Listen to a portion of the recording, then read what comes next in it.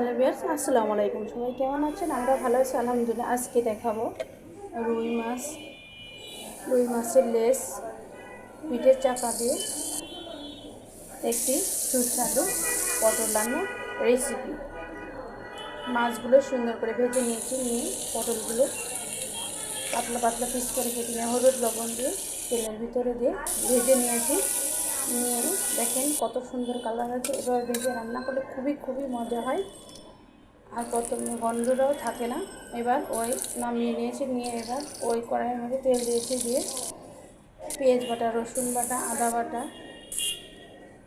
জিরে বাটা, ধনিয়ার গুঁড়ো, হলুদের গুঁড়ো, স্বাদ মতো লবণ সব কিছু দিয়ে এটা সুন্দর করে কষিয়ে নিয়েছি। যত কষাবেন তত তরকারিটা ভালো লাগবে। এবার কষানো হয়ে গেলে 10-15 মিনিটে ঢাকনা দিয়ে ঢেকে দিয়েছি। দেখেন তরকারিটা হয়ে আসছে, তখন মাছে দিয়ে দিয়েছি। এই যে আমাদের তরকারি রেডি।